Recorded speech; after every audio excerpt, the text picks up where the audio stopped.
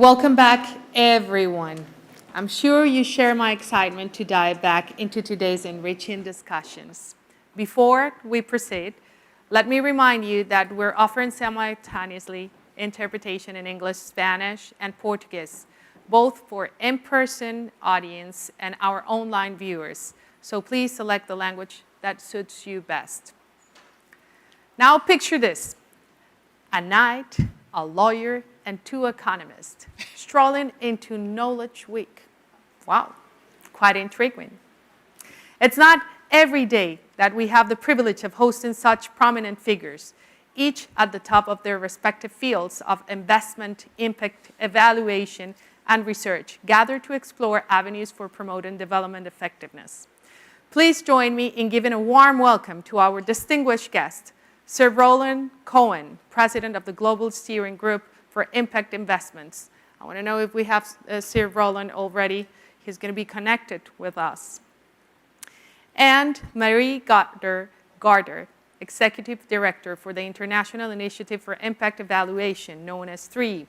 Carolina Trivelli, Senior Researcher at the Institute of Peruvian Studies, and steering our discussion, our moderator, Alexandre Meira da Rosa, General Manager of Strategic Planning and Development Effectiveness at the IDB. Let's show our appreciation for our guests.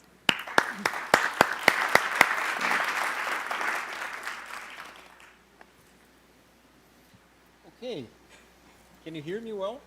Yes? Great. Yes. Fantastic. So, look, as a development bank, development effectiveness is obviously at the very core of what we do. But as we also know as operators in our day-to-day lives, that getting to results is not always a straight line, right? So here, the idea of this panel today is to discuss with you how things like engagement with clients, knowledge generation, and cost-effective allocation of resources might help us in achieve greater development effectiveness. And for that, we have a high-level panel here representing the private sector, academia, think tanks, and also government experience to discuss with us issues like these key elements I just mentioned. And I'd like to start to use to make best use of our time with Sir Ronald, who is joining us from Israel. And Sir Ronald, I want to thank you again for your commitment to join us in these difficult times for the region, to talk a little bit on impact investment and strategies on how impact investment can align capital with development goals and also help in allocation of resources in an effective manner towards to development effectiveness. So, Sir Ronald, what is new in the impact investment industry? And your work you have written and talked a lot about that. What are strategies or instruments and views that you see new in that industry that you could share with us and help to build this vision for a strategy for MDBs? Thank you, Alexandra, and it's wonderful to be here with you, with Marie, with Carolina, and all of you in the audience and online to talk about this very important subject. The novelty in financial markets, Alexander, is the arrival of pay-for-success financial instruments. The initial invention of the social impact bond, with which I was privileged to be involved in 2010, has led today to a $1.25 trillion sector of sustainability-linked bonds and loans. And these are basically bonds or loans where the interest payable by a borrowing company falls if the company achieves certain preset environmental or social targets. So for a pharmaceutical company, it might be the penetration of its drugs in vulnerable populations. For a company which is involved in electricity generation, it might be the reduction in its carbon emissions. This change away from just optimizing risk return to optimizing risk return and impact is a very significant change for all of us in this conversation today. The reason is that we've always had the ambition to achieve outcomes. And you were talking yourself, Alexandra, about being able to shorten the line to actually achieving outcomes. And the evidence that we see now in the United Kingdom, where there have been 90 outcomes partnerships so far, is that it costs half as much to deliver services through a pay-for-outcomes partnership as it does by simply paying for it. And it also, very importantly, opens the door to the generation of data as the delivery organizations seek to hit their targets. They generate a huge amount of data about what works and what doesn't work.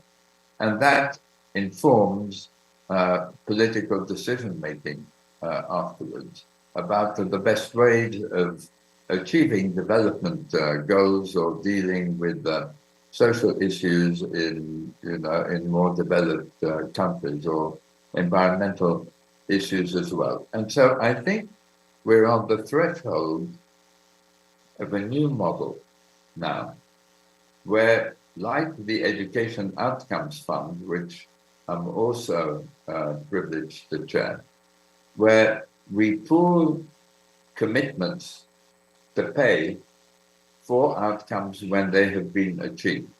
So say in the area of education, the Education Outcomes Fund aspires to raise $1 billion of commitments and capital from local governments from national governments in Africa and the Middle East, as well as philanthropic and other donors, to pay for the outcomes through contracts that they sign with the delivery organizations, which are themselves funded by impact funds, which provide them with the investment capital to achieve their goals. So we have two programs now, one in Ghana, one in Sierra Leone, about $50 million of outcomes payments, targeting about 300,000 children. And you can see the results coming through. And I believe that this is a very significant innovation in the field. I'll stop there and very happy to go into greater detail in the course of our conversation. Thank you very much, Sir Ronald, for your perspectives on what we call in the industry here among the MDBs, the results-based lending, and the potential that it offers as well in the impact investing industry. But I also want to shift gears a little bit to government. In your experience, Carolina, you as a former minister in Peru had the chance to be not only a policymaker, but I would say a driving force behind the use of evidence and of the importance of development effectiveness in government actions. And I, in my own experience here at the bank, and I'm sure that my colleagues will follow, is that despite the fact that we recognize very much the importance of clients' ownership, the challenge is to make sure that they understand the relevance of development effectiveness for their own policies and benefit, right? So in your experience, what are the elements, the key elements, to enable the involvement of different stakeholders, because at the end of the day, that's what we're talking about, right, in government, into this development effectiveness agenda? Thank you, Alexandre. Thank you to the bank for the invitation. My pleasure to be here. I think one of the key issues to really move to achieving development effectiveness is to ensure to the public servant, to the politician leading a ministry or an public agency, is to understand that what matters is the final result, and that also if you do your work perfectly, you will not be able to achieve it alone. So you need the others. And then you need to seek for the others. And I think there are 4 elements from my experience that work nicely to allow evidence-based process to achieve development effectiveness. First, you need a plan. And usually, we get this very thorough diagnostics where everybody finally convinced in what is the initial situation. We get a very nice view of the final result we want to achieve, but we don't pay much attention on what's in the middle, how we move from where we are to where we want to be. And having that sort of theory of change with a very diverse participation, it takes forever. It's very time-consuming. It's very difficult because you get into the discussions about who will do what and why you're not doing what you should be doing. But that's key. If you don't have that middle segment well developed, well understood, and with a solid agreement, and that means dealing with actors, understanding their relationships. And that's tough because you don't have the time. So, but that's something very needed. Second, you need leadership, as you were saying. You need a champion that builds the narrative and that calls everybody to get involved in this middle between the diagnostic and the outcome. But that champion, the main role for that champion is to build a coalition with the other actors, to involve the private sector, the academia from your country in that same objective. Because if you don't have a coalition, when you are removed from your position, then all the process goes to zero. So you need really not only the leadership to promote, engaging in one action, but building a coalition. The third element is you need very good instruments. And that's why we need good programs, good interventions, the right investments, payment for results, different types of ways of achieving things. But we usually spend too much time thinking about how to make perfect this instrument. And the second question is how we make this instrument work with this second instrument. Because for poverty alleviation, social exclusion, people need several things to happen at the same time if you really want to change the feasible options to engage in a sustained and sustainable way out of that condition. So instruments, yes, we need the best instruments, but what we need to have is sets of instruments, bundle of interventions that go all together, and that we know how to make them work together, and that's pretty difficult. And the fourth element, and I will stop there, is evaluations. And Michael Kramer was telling us about the importance of evaluations, but I would say that we need impact evaluations for sure, and I will end with that, but we need also other types of evaluations. Design evaluations, performance evaluations, ongoing evaluations throughout implementing innovations, through scaling pilots. And those are different types of evaluations, but we need to have them, all of these different evaluations, and all the time, throughout the whole process of any intervention we have. I will finish with this. Impact evaluations are key for sure to learn how to improve the process and how to enhance what we are already achieving, but also to protect this whole process. You know, usually when we get the results of an impact evaluation, we are in the middle of the implementation of this theory of change. We are not already where we want to be.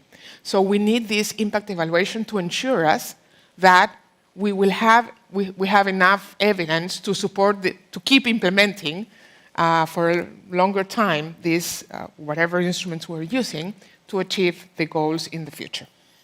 Well, thank you, Carolina, and that raised to me 2 points. The first, with the risk of being self-centered, I would say that when I hear the 4 key points you raised, right? Having a plan, leadership, knowledge, and etc. I see the importance that institutions like IDB and other MDBs and think tanks as well can play into supporting that leadership, being that intertemporal bridge across governments on important policies, generating knowledge and distribute. That's what we're doing here today in a certain sense, right? And the second point, I think that the importance of knowledge is a great segue actually to the conversation that we want to have with Marie. Marie's work, both in academia and think tank, and she was just telling me here at the IDB as well. She's a former IDBer, therefore forever an IDBer, is to connect and facilitate and foster the use of knowledge in evidence-based decisions for greater development effectiveness. And lately, for some time now, Marie is heading the 3IE initiative. So I will start by asking Marie that you give us a brief overview of what 3IE is and what are your key objectives. And later tell us if you know institutions that manage to prioritize, institutionalize the creation and use of knowledge in project generation, monitoring, and evaluation. Great, thank you. And thanks to IDB for this invitation. Excellent opportunity to be here as a forever IDBer, as you said. And so, yes, just a quick, very brief intro to 3IE. And it's basically that we are an international NGO dedicated to improving lives in low and middle-income countries, basically by ensuring that decision makers have access to, but also use appropriate, rigorous, and also relevant evidence to inform decisions, inform programs. And during our 15 years, this is our 15th anniversary this year, and during our 15 years of existence, we have done this, you know, in the early days by really contributing to an expanding body of evidence to draw on. So there's much more now than when we started 15 years ago. But also by developing innovations and tools, such as some of you may have heard about our evidence gap maps that were developed by 3IE, producing systematic reviews that draw the body of evidence around impact evaluations on specific topics, and our development evidence portal that now have over 12,000 impact evaluations that are searchable online. And making this body of evidence really accessible and sort of readily digested and ready for decision makers. But we've seen an increasing need to focus on sort of the uptake and also the appropriate use of evidence, however. We don't see this existing evidence sufficiently used. And so there are many barriers to using existing evidence, even when accessible. And so we started a sort of a stock taking of seeing what are institutions like IDB, like FCDO, etc., what are they doing in terms of addressing these barriers. And so we developed iteratively a framework that we're calling TRIPS, It's developed sort of, based on seeing what these organizations are doing, and it stands for, TRIPS stands for training, resources, incentives, processes, and signals. Hopefully can go back into some of what the evaluation of these measures are showing, but typically they work as a whole. And what we're finding is that a holistic approach is required, and you need to sort of really pull on all these levers to ensure appropriate use of evidence. And so a bit back to your questions, Alexander, I think we've seen that a number of organizations are trying a number of things around these different levers.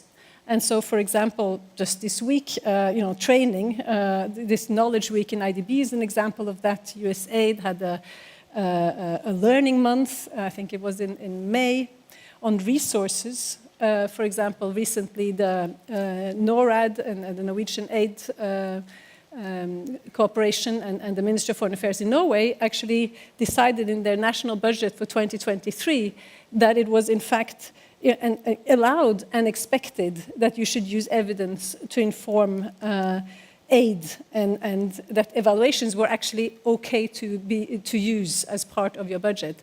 And this was sort of as opposed to previously where one had to really sort of ask for an exception almost to do evaluation.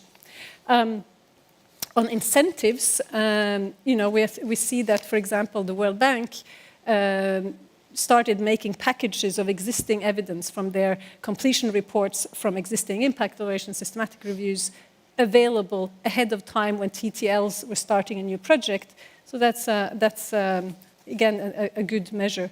And then on the processes, this is where we're seeing the most measures. Mm-hmm. I think IDB is has been very advanced with the development effectiveness framework. We have the Millennium Challenge Corporation that are setting ex-ante cost-benefit measures, so to speak, and expectations of internal rates of return of 14% or something before, as a requirement for approval.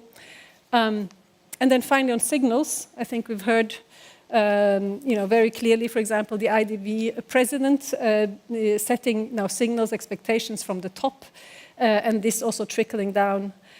So all of these are sort of measures taken by a number of organizations. I think back to your question, I think I haven't seen any organization that really truly addresses all of these levers holistically. I think maybe just to say that the closest that and I know this organization slightly less well, at least not from the inside, is the Millennium Challenge Corporation that really has done what you talked about, Carolina, where, really ensuring that different types that you understand the whole project cycle, what are the touch points through that cycle that require evidence, which different types of evidence are those, and then also putting funds aside. 1.5% of their budget is set aside for research and evaluation. And then they're also basically making all of their projects are being evaluated, 40% of them impact evaluations, all of it made public, data made transparently available, scrutinizable. And then, very importantly, MCC has been able to sustain sort of an internal culture and also provide signals from leadership that using evidence throughout is important for development effectiveness. This has been very important. For example, Alicia Phillips Mandeville, Vice President of the Department of Policy and Evaluation at MCC, has very much been signaling this and will actually be joining President Goldfein on Friday, as well as 3IE and a few other organizations, signing a commitment to evidence. So yeah, I think to say there's a lot of promising initiatives, but sort of really this holistic approach is something that I still believe we need to see more of. Okay, well, thank you very much, Marie, and I think that this is a great wrap up actually to this first set of questions we had, because what we see is that, I would say also two things. The first is that allocations of resources towards development in an effective manner, we have experience that goes across the whole public-private spectrum. This is not a monopoly of public agencies or governments at all. There's a lot on the private sector that are actually pushing the envelope on that area. And the second is essentially what you've called in a holistic approach, is that development effectiveness is a multifaceted issue, right? That has many, many dimensions, and that has to be approached from an institution like ours, from the entire project cycle. And the project cycle does not begin necessarily at the project design, right? The project cycle begins also at project selection, at the dialogue with the countries, at selecting those areas and projects where we have a highest probability of having a higher impact at the end of the cycle. But entails, again, as Marie put it very well, the need to generate knowledge and evaluations throughout every single part of the cycle, and a commitment that takes the entire organization. Right? That's why we're starting at SPD a campaign that development effectiveness is everybody's business, right? It's not only SPD or a number of people, or DSP in the case of IDB Invest issue. It's an issue that touches everyone in every part of our work. With that, maybe Maria, taking the benefits that you are, the floor is still yours. What are the barriers that you see? You said that you have not seen any institution that have tackled that entirely, right? So what are the barriers that you see to implement a robust knowledge management and knowledge and evidence application in organizations like ours? Yeah, so and in some previous hats I've had as well, I've had the opportunity to carry out evaluations of both the World Bank's approach to learning and NORAD's approach to learning, and I'm familiar with other evaluations done over the last 8 years, and I think they're still relevant because there's evidence to show that institutional change takes on average 11 years. So I think eight years is fine. And they are basically come a lot to the same conclusions that, for some of you were around at the time or know about it. The Wappenham's report from 1992 at the World Bank was sort of seminal and basically talked about approval culture crowding out learning. And that is something that still comes out in several of these recent evaluations. And so there seems to still be an inadequate institutional incentives, insufficient and inconsistent signals and role modeling from the top of the organizations, that learning and evidence use are really important. Often, success is often measured by project approvals and disbursements of funds. Not so much by results on the ground, which, by the way, usually happen when staff have moved on. And similarly, sort of quality review and approval meetings, often do not add sufficient value, but sort of have a sense of waving things through. And there's a bit of a ticking the boxes mindset to them. And finally, time and resources for monitoring and evaluation, training and learning from evidence are often not prioritized. So these are some of the findings. And what we've seen is that sort of, if, for example, if you only do the procedures part, let's say you will require that evidence is used at the entry point when deciding on projects. Well, if you haven't worked on the other, on incentives and for example, and so on, then typically you will see that it's not necessarily the best evidence that is used. It is more sort of the other way around. You're finding the evidence that suits the design you already had in mind. And so So we talked about the TRIPS levers again, and I think on the sort of processes and requirements is where we made the most progress. I think signals is something that we are currently seeing quite a lot of interesting signals from the top of various development institutions, really taking development effectiveness seriously. Not everywhere, but I think increasingly.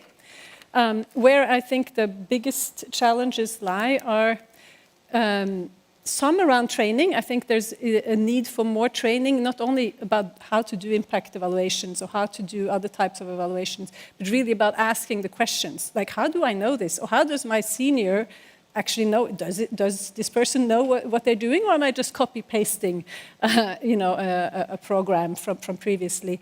Really sort of the questioning mindset and understanding which decision points could be informed by evidence and training around that. Resources, I think there's still insufficient dedication to resources, and it's become sort of, it's not easy to get those resources. It's an additional hurdle. You have to go to trust funds, for example, to get funding. But the most important, the biggest hurdle, I think, is incentives. And that's the one the hardest to touch on.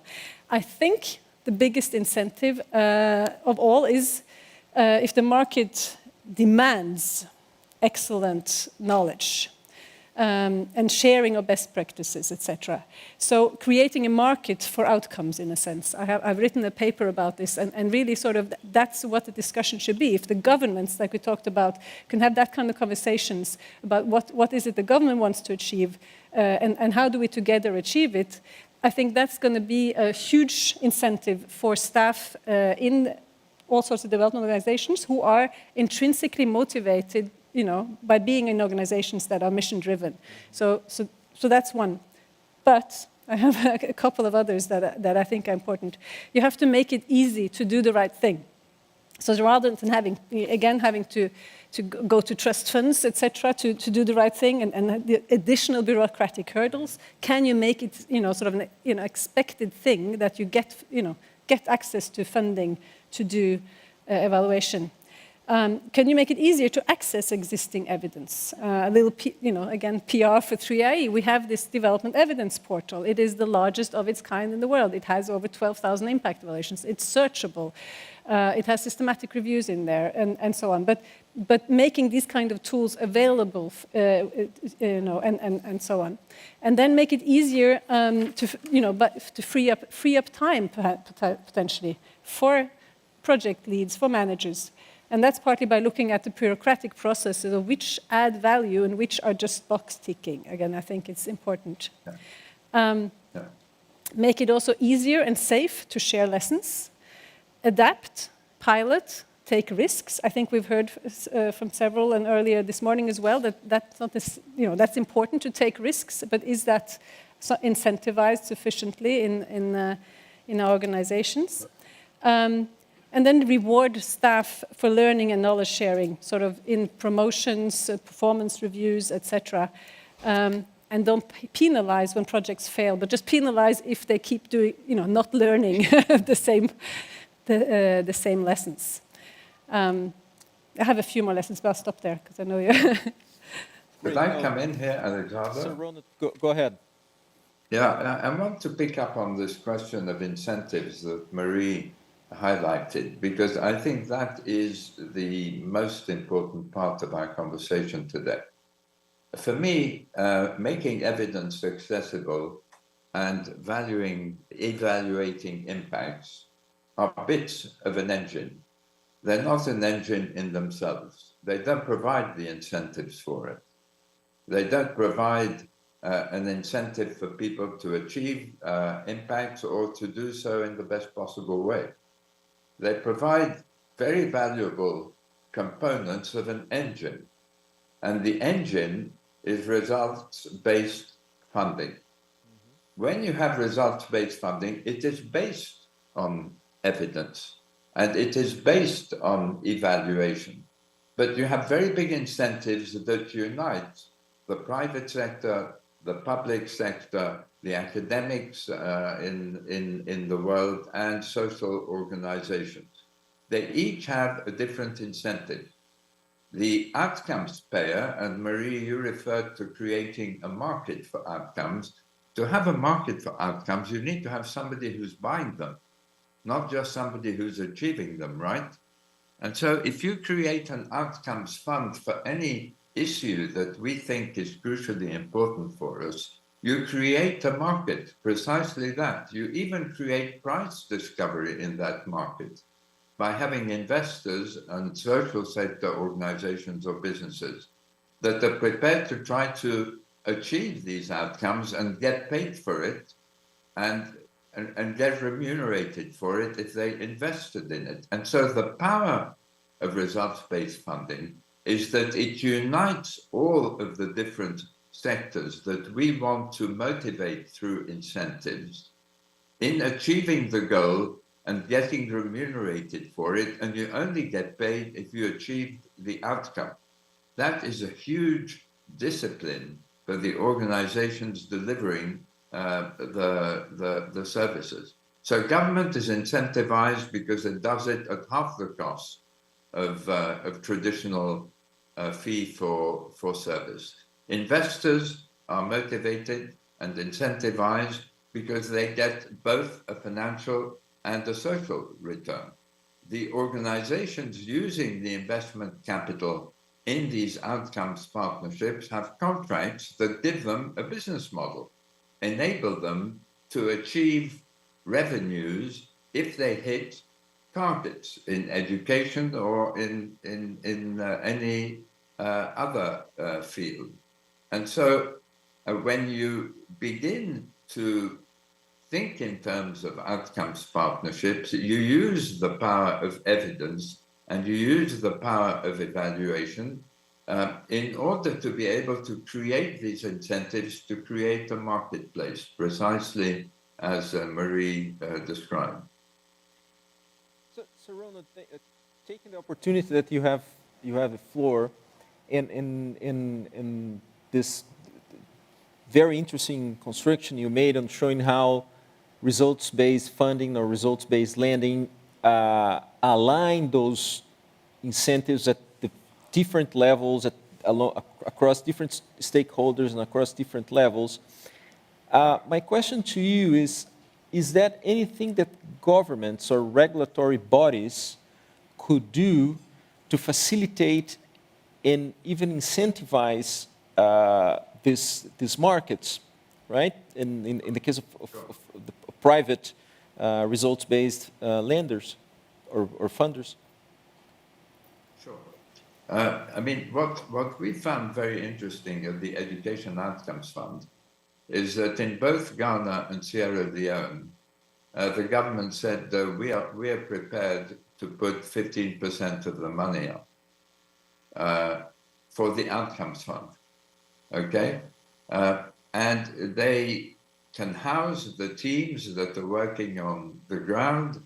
The evidence that is being generated is open source. They have access to it, so they're very strongly incentivized to get involved. And the Ghanaian government actually said, if you're not going to do this, we're going to do it anyway, because we believe this is the way forward. Now, the biggest thing today that is an obstacle, Alexander, isn't raising the investment capital.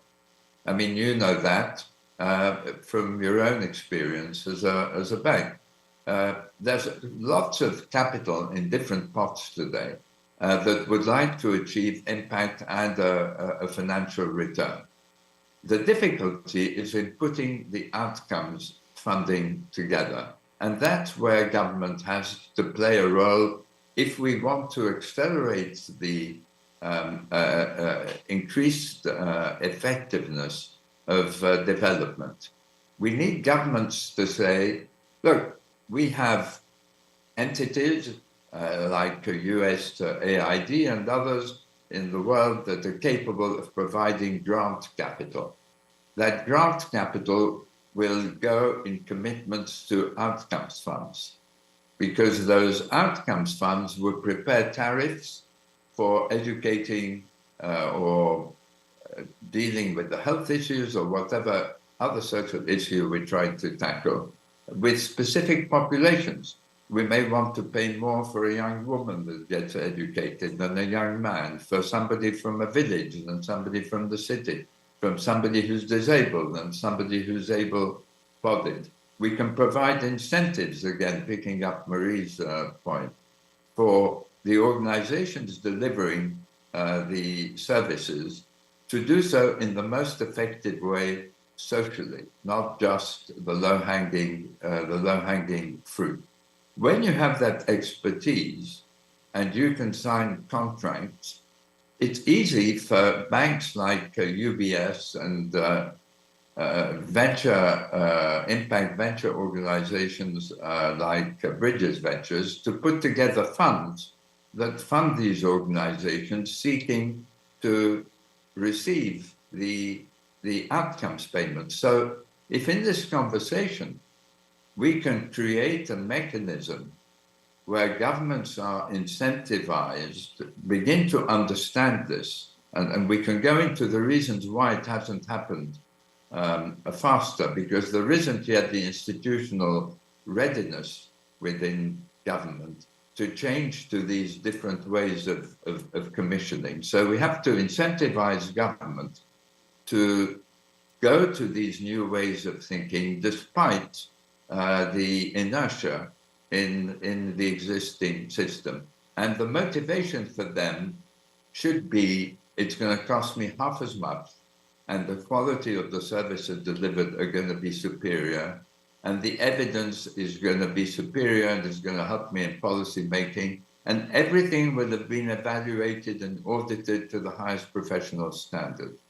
How we crack this depends on which government is going to take a bold step forward and which issue is going to be a high priority for that government. I'll close just by making a simple opportunity obvious to us all.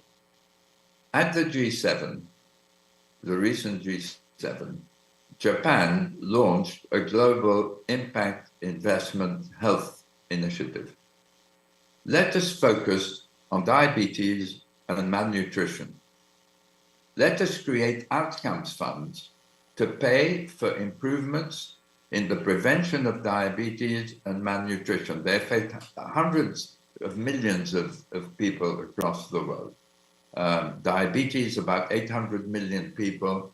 Malnutrition, 150 million children. And let us try to get our governments to make allocations to these outcomes funds, supported by international philanthropists and so on. And let us tackle these themes at scale, because we will prove that it is a better way to deliver. It opens the door to innovation instead of prescribing what needs to be done. It costs less and it delivers better outcomes. Excellent, Sir Ronald. Thank you for those points. And now maybe as we are talking about what governments could do, I'd like to explore more Carolina's experience in your life in government, right? And in what were the lessons you've learned in the obstacles you face, right?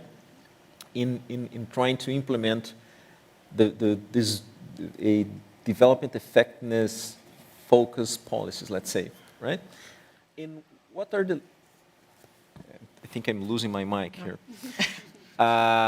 In what would be the recommendations you'd have for policymakers trying to in the region, especially trying to engage in yeah, well, there's direction? always a tension between what the more politically oriented champions have that what the more technical staff members want. So there's a tension there, and we need to acknowledge that. But I would summarize this in around 6 insights I learned through my past through the public sector. First, the goal, the results must be doable.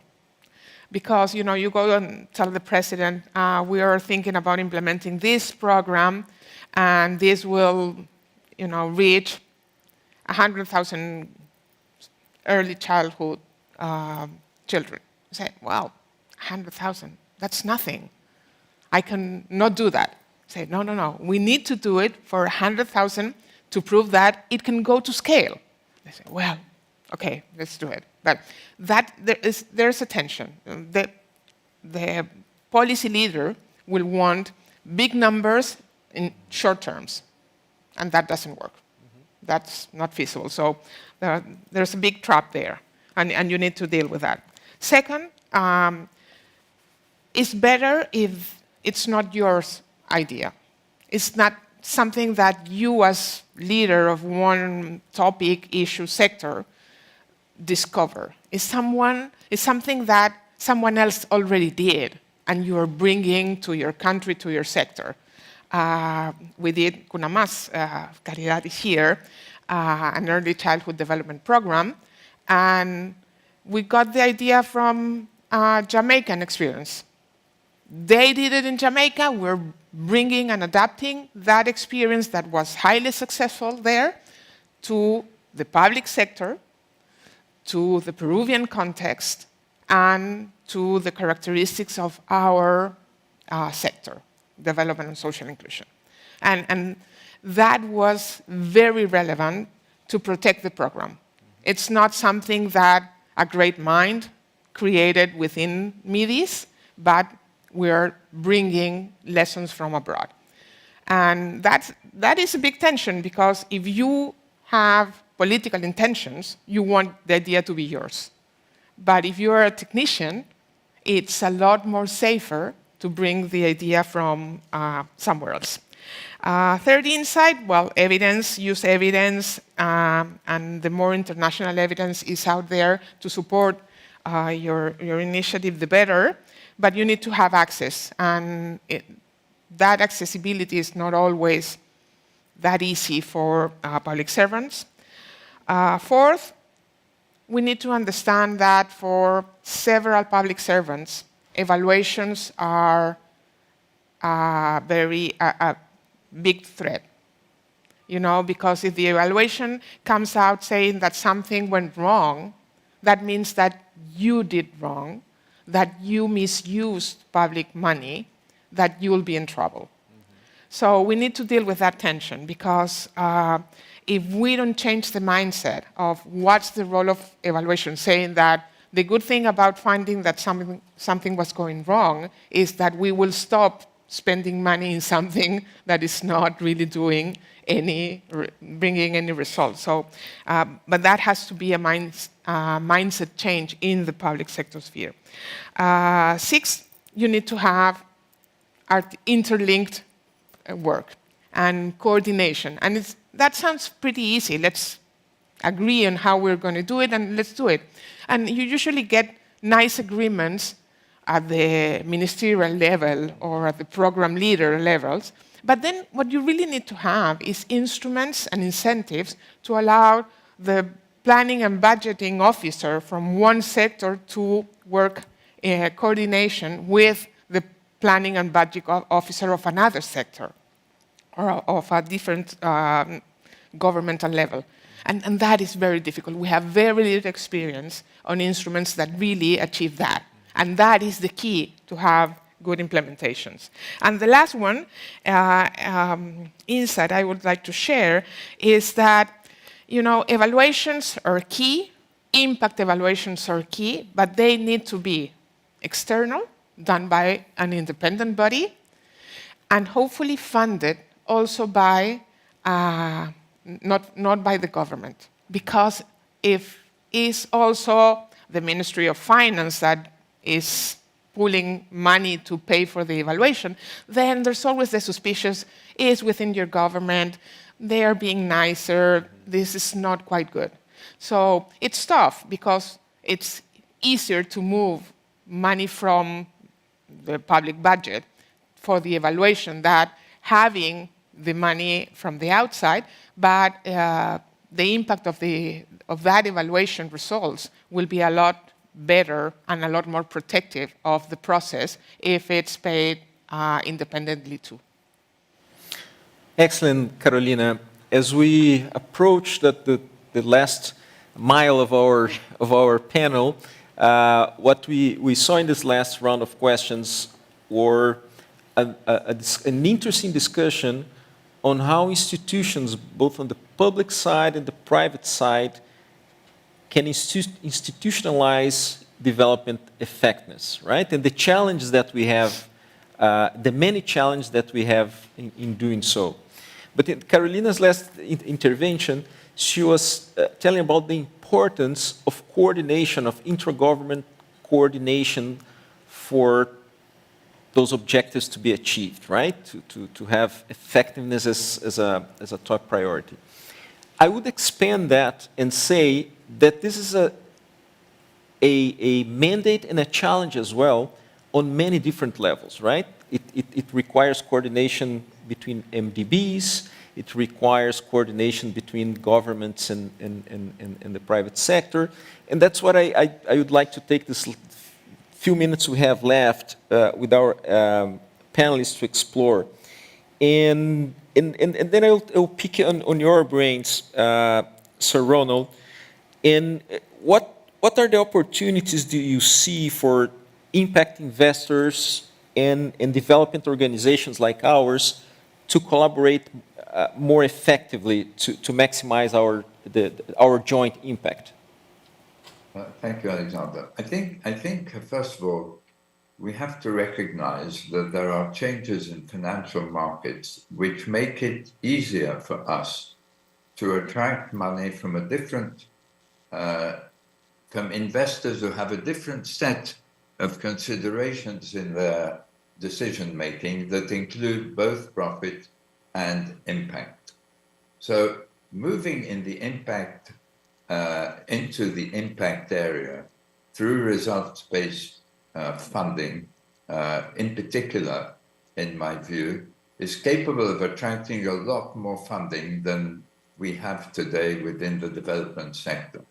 Right, like $1.25 trillion of sustainability-linked bonds and loans, dwarfs the $150 billion a year spent by development organizations. It requires different skills, which I think a bank like IDB, working with outcomes funds like the Education Outcomes Funds and perhaps a Diabetes Outcomes Fund and the Malnutrition Outcomes Fund, whatever other a Green Transition Outcome Fund, if we can work together to establish these outcomes funds and begin to fund the organizations that can achieve the targets through investment that is based on being paid if the outcomes are achieved, we will shift to a new and more effective model, quite simply. The challenges in the way are, one, governments aren't used to commissioning for outcomes. They're used to putting people in competition for fee-for-service. Commissioning for outcomes, you have to trust people who are going to prepare tariffs within your government that are going to be right and pay according to them. You need a budgetary cycle which enables you to make commitments now for payments over 5, 6, 7, or 10 years instead of just an annual budget. And you need initiatives that lock in the program so that if there is a change of government, the program doesn't stop. And that's another big advantage of outcomes-based funding. The contracts are for 5, 7, 10 years. If we can work together to achieve that, we will help shift the paradigm now to achieve more effectiveness in development. Thank you, Sir Ronald, and I couldn't agree more with your points.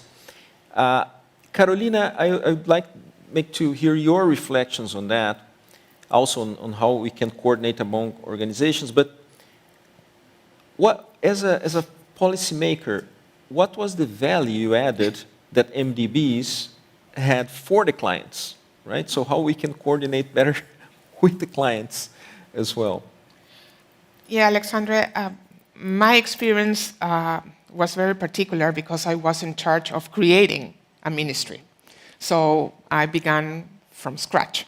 You know, some social programs working here and there, coming together to build, to be working together within one new sector within the government was a major challenge, but it was also a great opportunity to test how our relationship with for example, IDB was really key to help that process. And I think the lesson learned from that experience is that you need an involvement throughout the process, not only coming with the right instrument in one moment or with the right loan for evaluation or for implementation or for technical assistance, but going together with the government through all the process. And that is long, is tedious at some moments, but that is what provides really a solid relationship that allows to take the better advantage of what Development Bank can offer.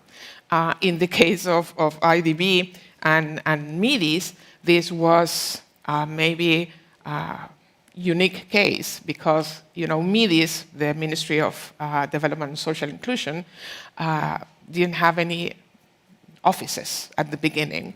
And we went to a lot of meetings in the IDB offices, so we call those offices the BDs.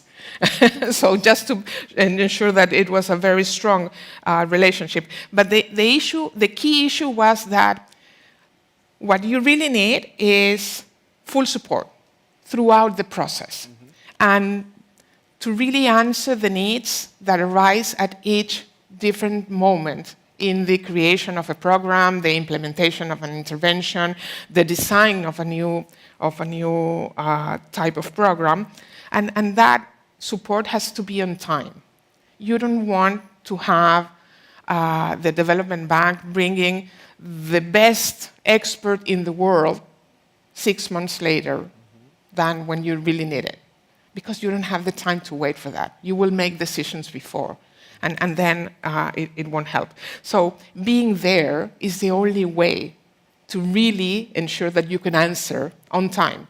And also show, as we need access to good evidence, the policymaker needs to have access to a toolbox that the development banks offer all the time. And knowing that toolbox is key. For example, we use a PBL as a way to ensure that if me or my team was not leading the sector 5 years or 3 years after, the Ministry of Economics and Finance will have all the incentives to ensure that the results that we said in our moment were achieved to obtain the money from the PBL. And that was key to get this sense of sustainability. So knowing the instruments, having all this tool set, and having the support throughout the process, timely, is the key. Excellent. Carolina, I appreciate particularly your point on the role of PBLs helping this transition. Marie. It was pretty effective. Yes, I hope that we have board members around and hearing, listening to that. Marie, we are getting to our last few minutes. What is your recommendations for institutions like ours, you that work with development agencies and several MDBs, to foster this culture of collaboration and learning among ourselves? Yeah, no, thanks. I think that it's interesting because we talk here about using evidence, but there is very little evidence on what works in institutionalizing evidence. And so I think this is one thing that, and as I mentioned earlier, there are a lot of organizations like IDB, FCDO, NORAD, they're all trying out things. It's all slightly different. All the organizations are also slightly different, but there will be some lessons that can be shared and can be learned. But they should also be rigorously evaluated using the variety of tools that we have at hand. We can do quite rigorous evaluations. And so I think, once we are experimenting in this institutional space, it's incumbent upon us to also evaluate and share those lessons. And so that, I think, is one of the main purposes and objectives of this global evidence commitment that we're launching with President Goldfein and FCDO, NORAD, MCC, and KFW here on Friday. But really sort of, the idea being of holding each other to account, sharing lessons and holding each other to account. I think that's one particularly important area. The other is there is a lot of evidence. There are also a lot of evidence initiatives, and a bit back to what you mentioned, there's a lot of organizations that also do, and funders who actually want to own their own evidence commitments, as opposed to, joining funds in what is already there. So, and at a time when with scarce resources, just multiplying initiatives is not necessarily the best way to go. So coordinating some of this, I think, Ronald also talked about some of that kind of coordination. And then I really liked what you mentioned. I think we keep forgetting that development effectiveness actually happens in the countries. It doesn't happen in IDB. It doesn't happen, I mean, it's supposed to contribute to it, but where it happens is on the ground in the countries. And so, really, how do we have better conversations and ongoing support and dialogue in the countries, and using that whole toolbox? I fully agree. How do we do that better and adapt and learn as we go? Make it easy for team leaders to adapt. Making that the easy and default, rather than sort of having to go to huge reorganizational bureaucratic steps, etc. And so I think that and really having, finding a way, building up the countries to hold the institutions to account. I think that is one of the things that MCC actually has been quite effective at, is actually telling Congress, please hold us to account to this policy commitment. And they got in CGD to do so as well. So really build up your own accountability system. I think is something I would, think should be important. And then, again, back to the incentives. I really think, and Ronald, I think Reid as well, I think that this is often the hardest part. Every time you want to fix something, you make a new requirement, a new procedure, and it's not alone, it's not going to work. So daring to take some big steps in terms of incentivizing this changed culture, I think will be, and again, learning how to do that among the MDBs, I think I would recommend strongly. Excellent.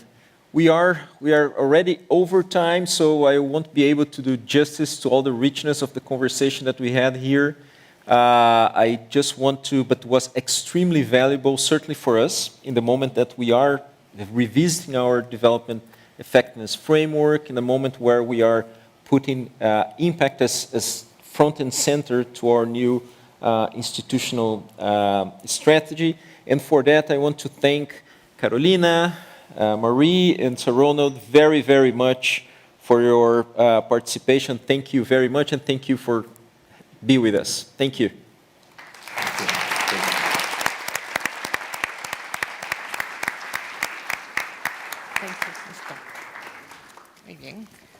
Thank you very much. Let's extend heartfelt thank you for all our esteemed panelists. Thank you very, very much. Your insights have highlighted a crucial aspect of promoting development effectiveness. It's not just about achieving objectives, but rather the harmonious integration of various components, paving the way for genuine, sustainable, and effective progress.